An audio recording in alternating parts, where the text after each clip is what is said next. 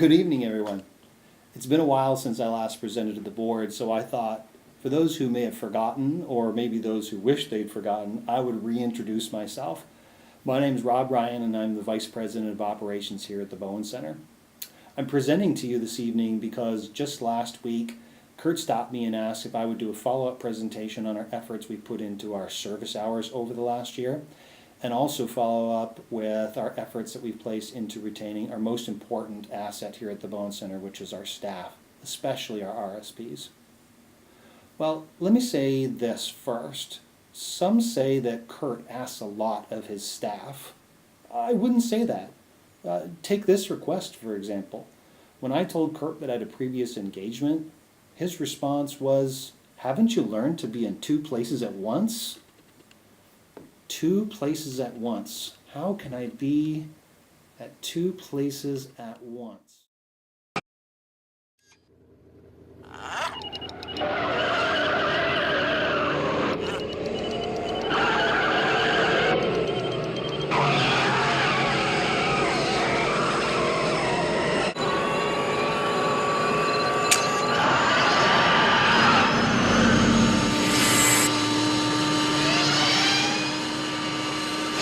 Watch this.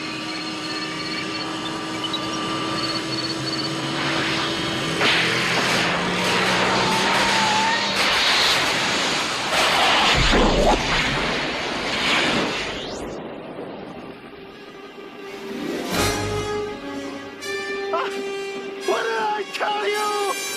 88 miles per hour! So there you have it. In order for me to be in two places at once, I'd have to get my 2010 Toyota Prius to up over 88 miles per hour. Clearly, time travel is not in my future.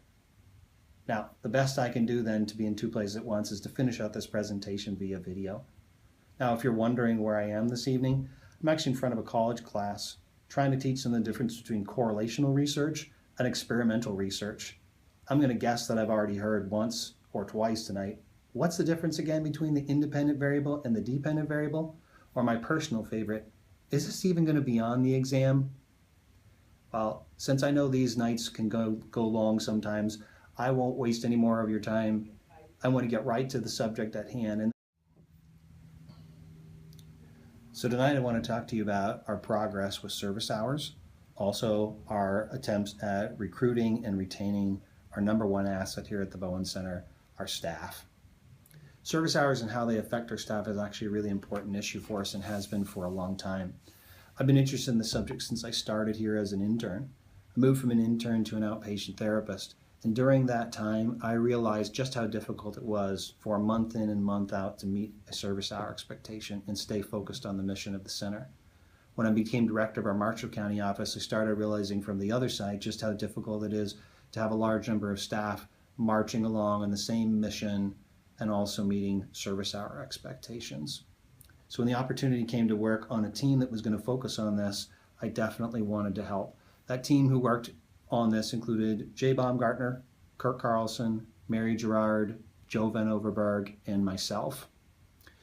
Tonight I wanted to get you caught up on where we are with meeting our service hour goals for the center, what processes we have in place to assure that we're going to be continued successful, and introduce you to a new initiative that we're working on, the recruitment and retention of our staff, especially our RSPs. Let's start with service hours. As a reminder, back in the summer of 2013, a decision was made to change the culture here at the Bowen Center to hold people across all counties and across all supervisors equally accountable. We timed these changes to coincide with the Avatar implementation. As I just described before, this was a particularly difficult time as the reports that we had relied upon for service hours and other reporting no longer worked with Avatar implementation. During late 2013, we developed a comprehensive plan with the intent of changing Bowen Center's culture. Based on this new program, we developed a new service hour report from scratch. During the winter of 2014, Mary Gerard and I went office to office and program to program, teaching supervisors and staff the new reports and new programs. We spent time answering questions, including why we were making the changes, what they could expect from the new program, and provided support and training, teaching the best practice management skills we had. In the spring of 2014, we went live with the new reports that allowed staff to know where they were real time with regard to service hours. Gone were the days of only knowing how you or your supervisee had done after the month's end. Armed with these new practice management skills and new reports, we went live with our new program July 2014. We were pleasantly surprised with the results. In early fall 2013, before the start of Avatar, we were averaging around 74% of our staff meeting their monthly service hour expectation. When we went live with Avatar, as we said before, we went blind for several months. And when the new report went live, it showed that we had fallen to roughly 65% of our staff meeting their monthly expectations. Once the new program started, we saw improvements immediately.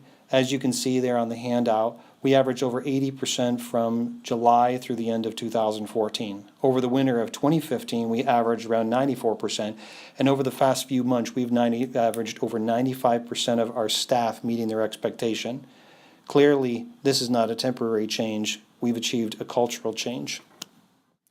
Over the past several months, we've refined the service hour report, added new reports requested by clinicians, added tools for supervisors, and trained supervisors on how to spot struggling staff early and how to help them return to success quickly, making it a win-win, both for the center and for the clinician.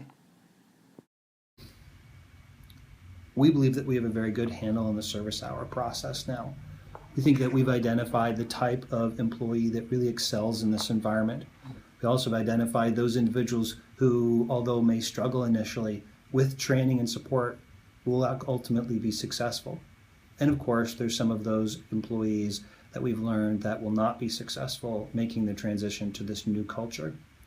What this has allowed us to do is it allowed us to move upstream to the hiring process and start looking for specific characteristics that will allow our staff to be successful right from the very beginning. We believe that the staff that we have now are some of the best that we've ever had. We really think that they're the cream of the crop.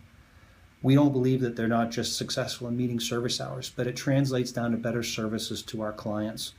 We believe that with our new onboarding process, the new and improved training department, and our clinical and administrative supervision structures, that we honestly believe we have the best clinical team we've ever had. Sorry, Tanner, I think it's really the best we've ever had. Switching gears to another project I'm working on, in the fall of 2014, I began collecting job satisfaction data from our staff. Of particular attention was our RSP staff. As an industry, we have what I'd consider to be very high turnover rates. The average tenure for an RSP/case manager is under a year and a half for our industry. When we looked at our rates, it was pretty similar. The research that we collected from the RSP showed us that RSPs were leaving for three main reasons. They were lack of promotion within position, low pay, and lack of support or sense of community. We started tackling these issues right away. In the fall of 2014, we implemented our RSP level system, which we've talked about before. In the spring of this year, we looked at RSP pay, and we set our pay at very competitive rates. The top-end RSP3s now make $35,000 per year. Contrast that to only a year ago, where our top-paid RSP would have been making under $30,000. We're excited to say that we have over 25 RSP3s, and those ranks are growing quickly. We're now setting our sights on the final reason that staff reported leaving us. We lacked a sense of community or support. This made some sense to me. Today in universities across the United States, schools have students working collaboratively on projects and have a focus on a sense of community within the school. Contrast that to when they come to work for us.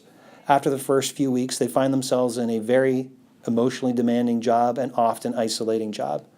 They may go for a week or more between seeing their coworkers or supervisors. Compounding this problem is our continued growth. We have counties with more than 60 RSPs, some approaching 100. We've begun working with these larger counties to develop programs and initiatives to improve RSP's sense of support and belonging. We're at the early steps of creating treatment teams to solve this problem. These teams would consist of up to 15 RSPs, 1 or 2 RCs, an RSM, and 1 or 2 master's level clinicians. Some may be location-based, such as working in a particular school, while other teams may be based on a particular skill or client group. These teams will meet regularly to staff mutual cases. RSMs will be out in the field with our RSPs at least once per month to evaluate competency, provide clinical feedback, and create lasting relationships. We have set an audacious goal with our 2 largest counties. The local leadership is committed to doubling the average tenure of their RSP staff in just 1 to 2 years. Currently, the average tenure is around 1.5 years, and so to double this number, we realize our retention rate must be very high. We believe we have the tools in place to accomplish this. I love working for an agency that truly believes that our number one asset is our staff. It's not the techniques we use, it's not the buildings we inhabit, it's the staff. Well, that's all I had for you this evening. I definitely wished I was there, that I could answer these questions that you may have in person, but I'm sure anyone there can answer those questions. I just want to say in closing, I thank you for all that you do for the Bowen Center. Our board is one that we both take seriously and respect, and we thank you for all the time and effort you put into improving the communities that we have around the Bowen Center. Thanks again, everyone, and of course, definitely see you next time in person. Have a good night.